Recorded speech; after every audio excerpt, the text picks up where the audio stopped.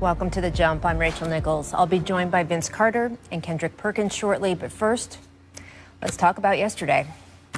Sports are so often a mirror for who we are. Sports show us what happens when we work together for a common goal and what happens when we don't. Sports show us the very edges of what the human body is capable of, how high, how fast we can push ourselves. And they show us what happens when the mental strain is just too much. So last night, as our bleeding country reeled from yet another body blow, it was once again sports that had to reflect the moment, had to decide how to move forward, or even whether to move forward at all. In Miami, the Heat and Celtics discussed not playing very seriously. So seriously, in fact, well, hear it straight from Boston coach Brad Stevens. We just scrapped warm-ups and sat in the locker room and talked. And to be honest, at 30 minutes, I didn't think we were playing. And then coaches left the room, players finished talking and chose to play. So, I called my wife and told her I don't think we're playing. And then, 10 minutes later, we had decided to. They did indeed decide to play, but first they knelt during the national anthem, a decision that was echoed in Phoenix by a ring of unity from the Raptors and Suns, and on bended knee again by the Clippers and Warriors, several of whom wore T-shirts saying Black Lives Matter. In Milwaukee, they knelt after tip-off. Both the Bucks and the Pistons, on each team's first possession of the game, knelt for 7 seconds to signify the 7 times Kenosha police shot Jacob Blake point blank and in front of his children over the summer. Blake's shooting was once again front and center in Wisconsin after a grand jury failed to indict any of the officers involved, the rationale being that such an excessive use of force was justified. The hypocrisy of that was exposed less than 24 hours later when police in D.C. largely just acquiesced to a group of rioters with guns storming the U.S. Capitol. It was yet another stark reminder of the different set of rules for white people in America versus those of color, a sting that was frankly felt all over the league. Could you imagine today if those were all black people storming the Capitol and what would have happened? So that to me is a picture that's worth 1,000 words for all of us to see, and probably something for us to reckon with again. No police dogs turn on people, no billy clubs hitting people, people peacefully being escorted out of the Capitol. So it shows that you can disperse a crowd peacefully, I guess, would be the one thing. It just goes to show the policing system was built against black people, black and brown people.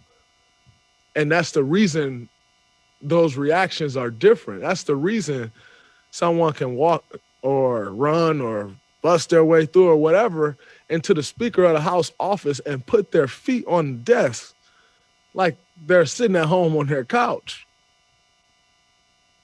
And nothing happens. What happened today in particular is nothing but a joke. With everything that's going on, the losses of many African-American lives and the plight of people of color. And then, for these human beings to come out and act like they're being discriminated against because they lost a fair election or that they have to wear masks is a complete joke. Our president-to-be, Joe Biden comes out and says, America, we're better than this. This is un-American. But, to be honest, I'm 20 years old, but I feel like this is as American as it gets. I think today was of my lifetime, probably the biggest flex of white power and white privilege that there is. We see the two different USAs that we live in. It's sad. It truly is. It's sad. But all in all, we came to the conclusion, look, man, we're going to go hoop. We know what it is. You can't fool us. You're not fooling nobody else. But like I said, it's just sad, man. And everybody sees it. Everybody knows it now. Like, you can't say that you don't understand it. We just made a decision as a whole just to take a knee. But, my personal opinion, that wasn't enough. I don't think we should have even played. But, we did, and we came together, and we thought taking the knee was appropriate. I would have been all for the league just shut down. I think this was something that definitely should have been addressed. But there's a middle line to it. There's a fine line to it, because it does give some positivity. But I definitely would have been all for if the league shut down today, to kind of just bring light to what's really going on in the world. This tweet from Cavaliers coach J.B. Bickerstaff, quote, "My 8-year-old little girl told my wife she was scared to go to sleep because of the fear that those bad people in D.C. would come to Cleveland." How many of us spent part of yesterday trying to explain all this to our kids? I know I did. How many of us watched what unfolded on our televisions yesterday with the same sickness in our stomachs that you heard there in Doc Rivers' voice? Sports are a mirror for who we are, and right now we are hurt, and we are tired, and we are broken. But we are also still moving forward. That hope that one day things will be better, sometimes despite years of failure, that is, of course, one of the prime parts of being a sports fan, and a reflection of who we are as humans, too. There is always a chance to turn things around, one game at a time, or in our country's case, one day at a time.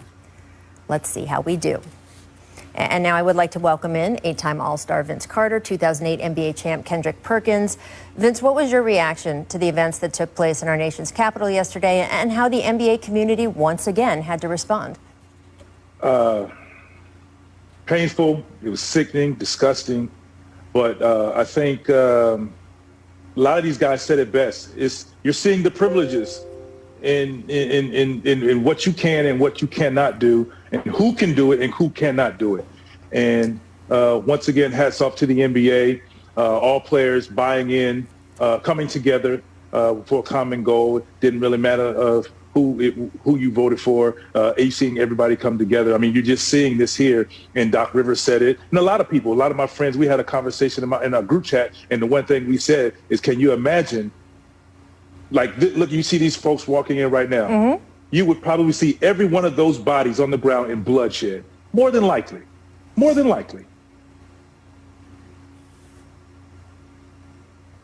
Perk, I know you feel that way.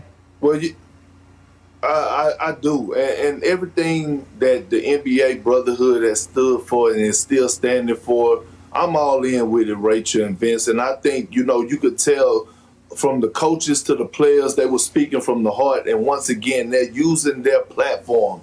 We didn't hear pregame nothing about basketball. We didn't hear postgame nothing about the performance that they had on the court. They talked about the real life issue at hand. And that's what transpired yesterday at the nation's capital. Here's my problem.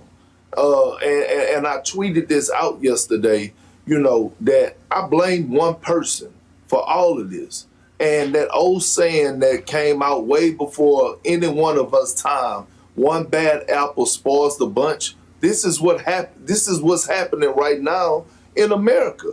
And we was already divided, but now we even more divided. And I hear J.B. Bickerstaff talking about his kid and how they're scared. And all the parents out there in the world that have kids can relate to that, even myself.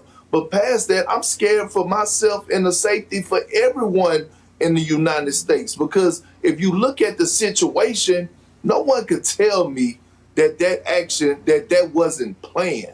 And so with that being said, I don't know what else is planned. I don't know what else someone else is thinking to do right now in the next couple of weeks or the next couple of months, or what people are plotting to do to anybody at any given time or any given place in the United States. And my problem that I have with it, I hear everyone saying is, and they're right, that if it was African Americans that was doing that, they would be shot dead, or it would be more bodies or more murders than just 4. But one thing I could say, too, to add to that, is that if there was President Obama in that situation and conducting himself like President Trump is doing right now, he probably would have been leaving out of the White House in handcuffs. And it's just not right. And once again, it just shows that we are living in two separate countries, two different Americas. And it just shows the privilege. And I'm very hurt by it.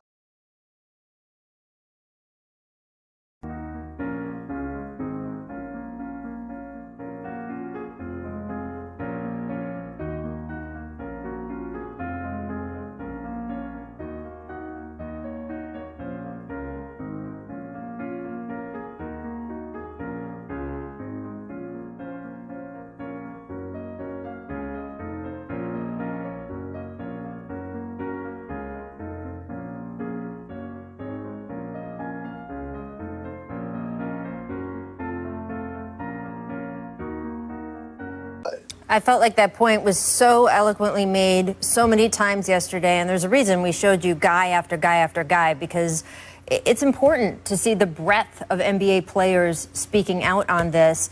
Vince, I'm curious, you played 22 years in the NBA. How have you seen things evolve that players were getting to that point last night where they were speaking so much truth to power and so openly? Rachel, I tell you, I mean, you just look over the course of, like I said, of my 22 years, and you've been in the business a very long time, and you just seeing the athlete, not even just the black athlete, the athlete now stepping up on that platform and their willingness to be in the forefront and use their platform. You're seeing more guys do it and be willing to do it, and it's unbelievable to see this young generation that are in the forefront stepping up. And they're taking onus, and they said, we're not afraid.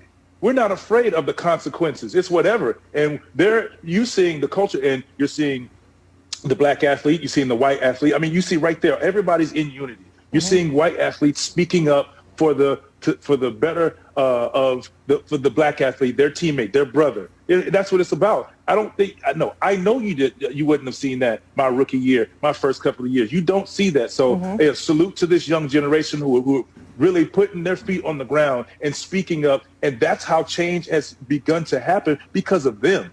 And for our generation, we're like, okay, this is what we want, so we follow suit. So salute to them. Absolutely. And Kendrick, I know that changed while you were in the league as well.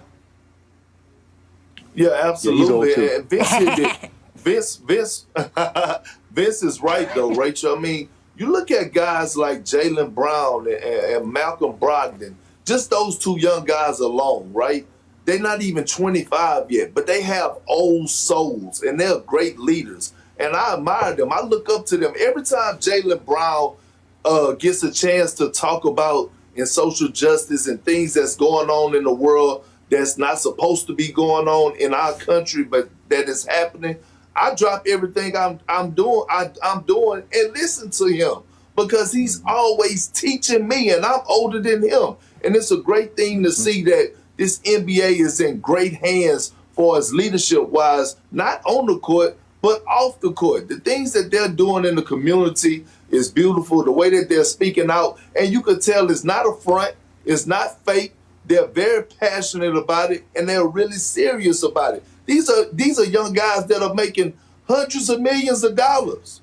Hundreds of millions of dollars. They don't have to do this. They're willing to put it all out on the line for the safety of everybody and to everybody to get treated equally. And the last thing I'm gonna say is this: to every leader out there that's leading and trying to do things the right way and trying to persuade for change and doing things for the right cause, just be careful, because, we lost a lot of great leaders on standing on the front line. And right now we're living in a sick, evil world, and you got to make sure that you're very, very careful on how you move, where you move, and where you go. So that's just how I feel about it. Rachel, Hey, Rachel Perk, if I could add one more thing to that, we talk about the young guys and all that, but I also want to kind of give some credit and salute the stars of our league that are older. The LeBron James, there's D Wade's. I mean,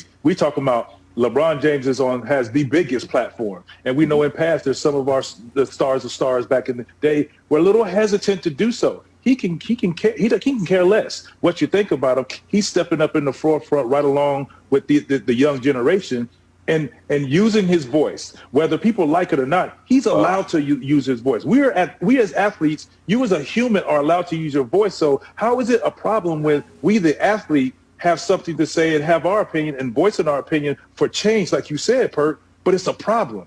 And so I want to salute the LeBron James and all of the other superstars, Chris Paul, so many guys out there, the veterans of the league as well, who are doing great things as well. Yeah, no, that's a great point, right? Because when Trayvon Martin was killed, it was the Miami Heat who stood up, took that photo with the hoodies on, and that was really the rebirth of the start of this new athlete activism in the NBA.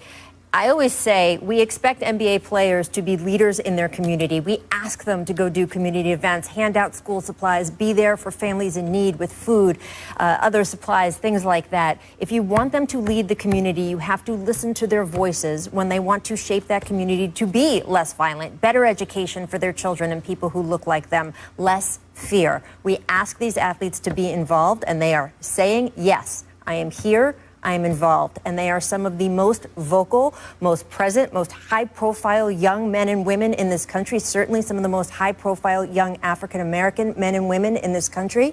And by saying what so many other people are thinking, it lets people know on the ground, hey, it's okay for me to feel like that too.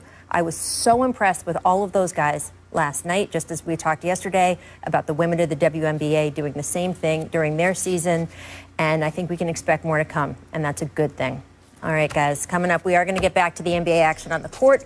The Sixers have the league's best record, have won 5 straight. But with a tough schedule coming up, how long can they keep it going? We will figure that out next on The Jump. Thank you, Jimmy. Make potential. Final possession in Celtics Heat. Marcus Smart can't get it to go, but the rookie from Portland, Oregon is right there to clean it up for the win. I wonder who put this highlight together. Perk, what is a good nickname for him? Because Celtics Twitter is struggling. Oh, absolutely. And his name is not Peyton Pritchard, Rachel. It's P. Rabbit. Oh. He got the go. That's all he do is know to go full speed. I love him. You know, he was a sleeper. He's your sleeper. I know it. He's making me proud. I don't really know, but I tell you what, if he continues to play this way, he will. You'll naturally, organically come up with one. I mean, he's really playing so well. Like you said, sleeper now, potentially become a starter on the Boston Celtics. Go for it. No one has as good a nickname as Vince Carter. Half man, half amazing. Hey. Miss Payne. It took me some years to get it. Hornets Hawks, Miles Bridges corralling the ball. Fires a pass off Gordon Hayward's face. I mean, Gordon did get the and one. Only right he got the bucket, Vince, right? Yeah, he was. That's one of those things like, hey, I'm trying to get rid of the ball. Boom. Look, here you take. Oh, you know, my bad, bro. Oops. Yeah. And then he gets the and one. So it happens. He tightened his eyesight up. Yeah, he tightened him up a little bit. It's all good. Make Kiwis. This is your guy, Perk. Pelicans Thunder. Steven Adams leading the break and drops the behind the back dime. Perk, is he a point guard in the center's body? Hey, look, Rachel, a lot of people don't understand Big Steven Adams got a lot in his game, right? He was taught by yours truly. You seen my video in the driveway when I was handling the ball. Big Steve got a lot in his game. He just a role player. I'm sure he'll be thrilled to hear that, Perk. Miss Fear, Pistons Bucks, fourth quarter. Watch Giannis and rookie Isaiah Stewart underneath getting physical. Now, after the game, Giannis and his brother went over to confront Stewart, and Stewart did not back down. Perk, what do you think about the rook there?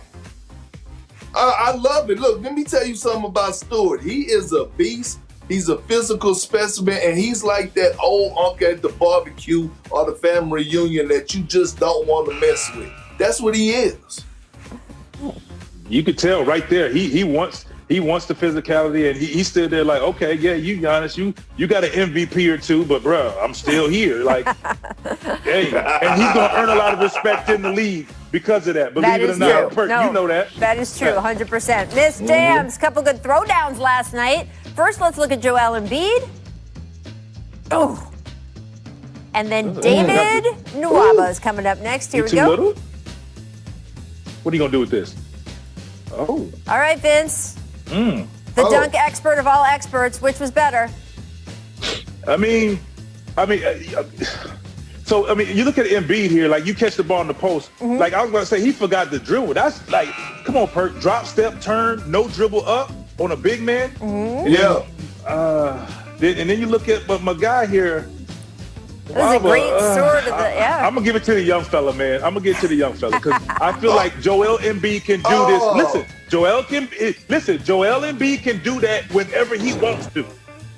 It's true. You know that. Yeah, but Vince, he don't do it all the time. So when he do something like that, that was more Shaq-like right there. And then Thomas Bryant did that, a guy who plays with tenacity and talk noise. I'm just saying.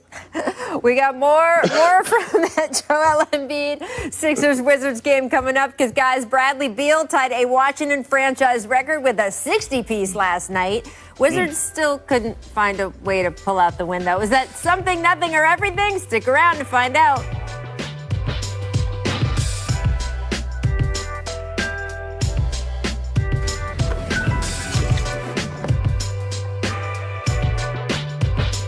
Down at 7 Eastern.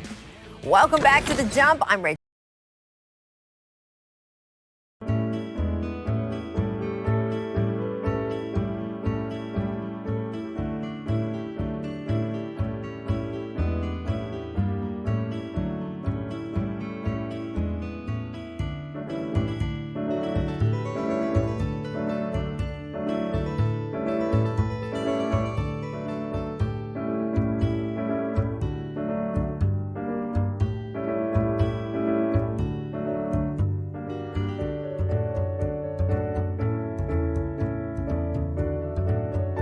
Nichols, joined by Vince Carter, Kendrick Perkins, and it's time to play one of our favorite games here on the show, Something, Nothing, or Everything. Shout out our friend Kevin Wild. Starting with Bradley Beal, who dropped a career-high 60-piece last night. Beal had 57 through 3 quarters, was held to 3 on 1 for 6 shooting in the 4th, and after the game, he was not pleased. I'm pissed off, I'm mad. I don't count any of my, career highs. They've been in losses, so, I don't give a damn. You throw it right out the window with the other 2 or 3 I had. I just want to win. Sometimes it forces me to score 50, 60, whatever the case may be, but I just want to win and whatever that looks like. So, came up a little short tonight. So, Vince, is the Warriors losing despite that 60-piece from Beal? Something, nothing, or everything? Wizards. I think it's something to me for Bradley Beal. At the end of the day, I hear what he's saying, and it's cool. But when you're talking about 60 points, it's only a few guys in our league ever when you talking about scoring 50s and 60 points. Like, you're like, all right. When AI used to score, you're like, all right, cool, he scored another 50. When Cole scored it, you're like, all right, cool, he scored another 50, 60, or whatever. I scored 50 points. It was a big deal, win or loss. Yep. You know what I'm saying? So I think for him, you got to cherish these moments in scoring 60 points because there's not a lot of guys in our league that's doing that. Now, we know a few, and that guy Steph Curry was special in a win. But I say this, for the organization, they're trying to get like on the up and up and get back in the thing. So he makes it not a big deal, so that's fine. So I think it's nothing. But he has to cherish these moments. It should be something. Yeah. Well, it should be. Well, I think it's everything. And listen, I never scored 50 in the NBA, never came close to scoring 50. My career high was 29. So I don't even know how it feels to even touch 30. But I understand what you're saying, Vince, about him not taking it for granted, that his special individual performance. But I feel Bradley Beal frustration. And Rachel, you remember when I came on here last week and I told you, I said that the Washington Wizards defense was so bad that they couldn't guard, old folks at a nursing home at recess. Well, I tried to take a light on them and give them the benefit of the doubt. But guess what? They can't guard a parking lot full of parked cars right now. And here it is. You have a guy that's going out there and giving you 60 points. They scored 135 points, but gave up 141. I don't care how many big nights individually you're going to have or how many points you're going to score as a team. But if you're not going to defend it's a problem. So this is everything to me, especially because I put the Wizards, I had them on a high threshold coming into this season, saying that they were going to be a top 5 team in the Eastern Conference. And you know I don't like to look bad, so I'm very disappointed in the Washington Wizards right now. So this is everything. Well, let's flip around to the other side of that game, to the Sixers. They hold the league's best record now, 7-1. They won their 5th straight in that gutsy win over the Wizards. Is it something, nothing, or everything, Perk, on the Philadelphia side? Because you can take a look at Philly's next 5 games. They face the Nets, the Nuggets, the Hawks, 2 games against the Heat, the Grizzlies. It's a lot coming up. It is a lot. And it's everything, because now they're going to get challenged, right? And here's why I say it's everything. Are they probably going to lose a game or 2? Probably so. I mean, dealing with the unique situation of the NBA, teams are losing games that they normally don't lose. I get that. But what I want to see is something out of the Philadelphia 76ers when they play the Brooklyn Nets tonight. Are they going to come in relax? And Vince, you could contest to this, because sometimes when stars are out, the other team could come in and be relaxed and not really take it that serious. I want to see if the Philadelphia 76ers are still going to play inspiring basketball, winning basketball on both ends, and still play that high-energy game. Yeah, I think it's everything as well, and I agree with you, because I tell you, the one thing they have now is a little swagger. They're feeling good about themselves, and now you're going into Brooklyn playing against a team who is projected to be in the finals. This is your test. This is your test. It's like, okay, now what they're saying in this locker room, all right, the Nets to the Nets, but we 7-1 right now. We feeling good. They're playing with a 5-game winning streak, a lot to accomplish, and they're trying to prove that they belong. So I think this is everything. This is a great situation for them to be in. And what's really helping them, everybody's healthy. Their stars are starting. Everybody's bought into what Doc Rivers is trying to sell. And I think when you get a new voice in there, sometimes you have your success early. Good things are happening, and this is what's happening right now for them. All right, I want to move on, guys, because Kawhi Leonard played last night. And why is that a big deal? Well, it was the second night of a back-to-back, which Kawhi hadn't played both nights of a back-to-back since April of 2017. That was several uniforms ago, guys. He played for the Spurs. He was an MVP finalist that season, by the way. Yesterday marked Kawhi's first back-to-back as a Clipper, and Ty Lue said that Kawhi told the team entering the season he was feeling healthy, planned on playing back-to-back. So, Perk, is Kawhi doing this first back-to-back both games since 2017, something, nothing, or everything? It's everything. And you hit it right with what you said about Ty Lue, is that it's showing us that he's finally healthy. That's the most important part. But the second thing is that it shows his commitment to the team. It shows his respect to Ty Lue, because we heard the rumors. We saw the articles this past summer about Kawhi getting special treatment. So for Kawhi to take that next jump and show them that, hey, I'm healthy, I'm going to play back-to-backs. I'm not a vocal leader, but that's kind of leading by example and to me, in my eyes. And I think that's a positive step and going in the right direction for the Los Angeles Clippers. And guys, I think it's everything as well. For also another reason. I mean, they think about, in Perk, you've talked about it all the time. You think about what happened to them last year and what was supposed to happen, where they were supposed to be.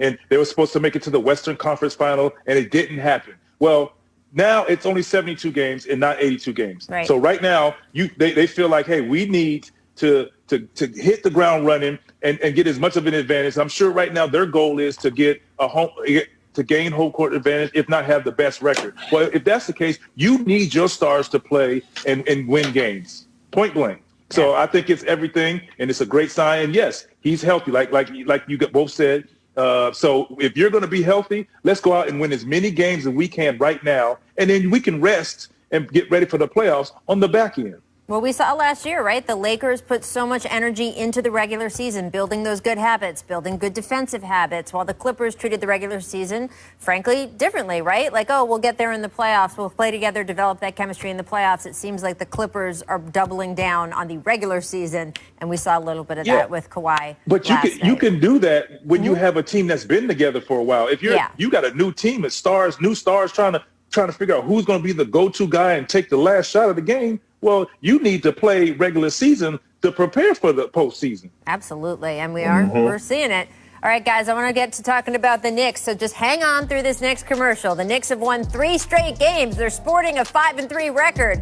How big a deal is it? Can they keep winning? Stick around for that discussion. First, though, here's what The Jump recommends today on ESPN+. Our insiders telling you every Eastern Conference contender what they should or should not do in the James Harden sweepstakes. Should there be a trade? How much they give up? Check out all the pros and cons during the break, and then come back. We're talking a little bit New York basketball.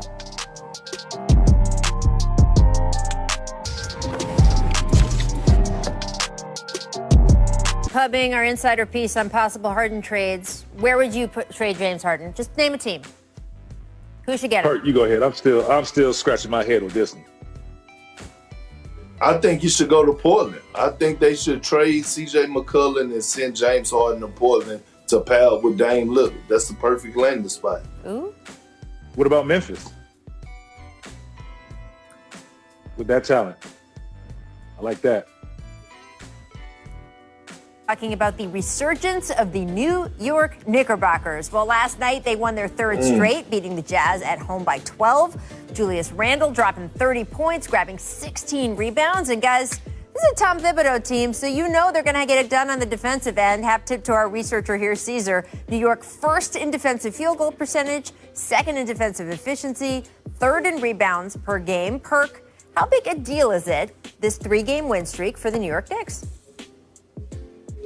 It's a huge deal. It's a huge deal. Like we haven't said anything good about the New York Knicks in so long, and now they're finally building the foundation. They got the ground level. Now they're about to lay the concrete. Sooner or later they're gonna be putting up the framework. But you look at guys like Julius Randle, he's feel comfortable. Tom Thibodeau is making him feel comfortable on the offensive end. You know what that goes to show me? That Tom Thibodeau, the time he was off in his 2 years, he reevaluated himself and he came back a different coach, because some of the plays that they're making and some of the freedom that they have on the offensive end, I never saw a Tom Thibodeau team have so much freedom, but I love it.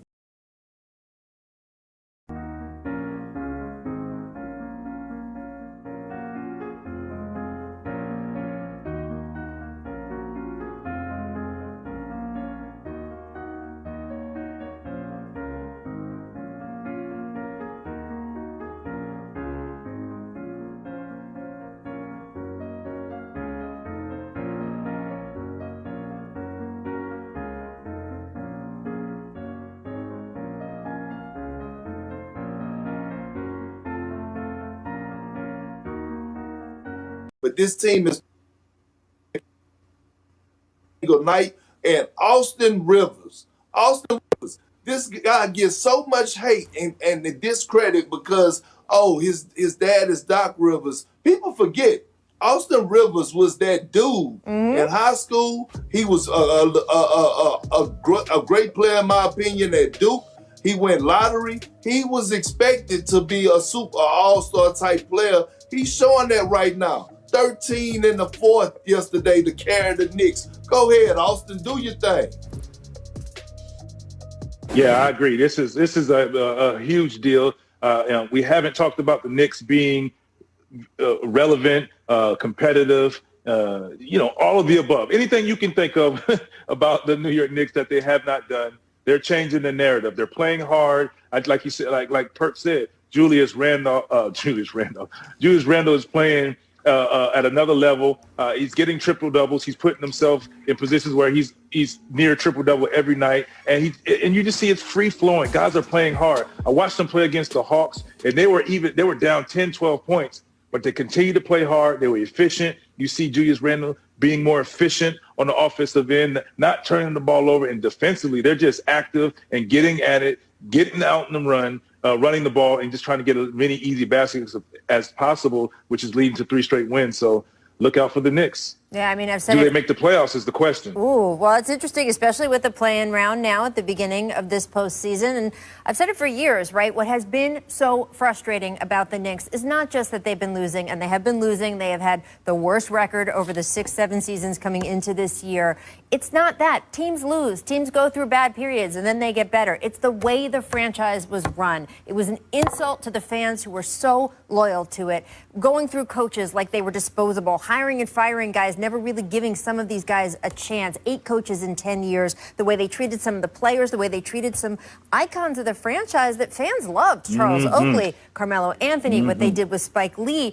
And you get the feeling that since March, right, since Leon Rose came in, there has been a significant culture change. Tom Thibodeau has been part of that culture change. And I just think the NBA is so much better when the Knicks are good. The Knicks are one of the premier teams of this league, and everybody has just been just waiting for this moment to happen. And it's not just that they're winning, guys, it's that they feel like they're doing things differently, and that it's just such a shift. Yes. It's such a change. Absolutely. And they're fortunate because regardless of the Knicks fans not being happy, they still are loyal to their New York Knicks. They still come out and support them regardless. And you know, now you have something for them to quote unquote be proud of because they're playing good basketball. And something, you know, it's positive. You know, you can say now, look, hey, we're going to be all right. We got a chance now, instead of saying, oh, here we go again. Yeah, absolutely. And now somebody go ahead. Somebody give me a fan because it's hot in this church because Rachel's speaking the gospel today. I lived in New York for almost 20 years. I think Knicks fans deserve better than they've been getting, and I am excited to see one of, again, the most loyal fan bases in the country get something that they can be proud of, and that, frankly, where the franchise is showing them the respect that it did not show them throughout much of the last 6 or 7 years. So let's hope that it continues. I want to move over, guys, to the Magic Cavs game because, man, this just stunk. Less than 5 minutes into the game, Markel Fultz cut off by Cavs rookie Isaac Okoro. His left knee buckled without contact. Fultz was, of course, the #1 pick in the 2017 draft. This was a season-ending torn ACL. Now, Markel did sign a 3-year, $50 million extension last month. Came into last night's game averaging a career-best 14 points, 6 assists, just 7 games. So, Vince, what does this injury mean for Fultz and the Magic moving forward? Well, for me personally, it hurts, and it's tough because I got the opportunity to kind of talk with him, Markel, in his Sixers days, and when he was going through his ups and downs. And I think the best thing that happened to him was being moved onto Orlando and for a fresh start and just to kind of breathe and just be in a different space. I mean, you start to see his athleticism again. And one thing I said, they drafted you #1 for a reason. Go show that. And I think Orlando Magic, you know, the one thing that I think helped him was they said, hey, take your time, get healthy, and then we'll go from there. And I think doing that, he knew he had people in his corner, and to see him bounce back and play the way he's been playing a confidence, you know, you kind of see why he was the #1 pick because of his abilities and his athleticism, knowing the game. He's tough. He gets to the basket. He just loves to play. And to see this kid go through what he's gone through, to go through this is just unfortunate, and I feel for him. But one thing I can say about him, of anybody going through this type of situation, he can handle it because he's been here before. I agree. I feel bad for Markel. I thought he was just finding his comfort zone and not worrying about trying to impress people of being the #1 pick. And he was starting to play some beautiful basketball, starting to be that facilitator, that big that can handle the rock, get to the rack when he wants to, make plays for others, rebound at a high level. And he was playing with a motor. He was playing with joy.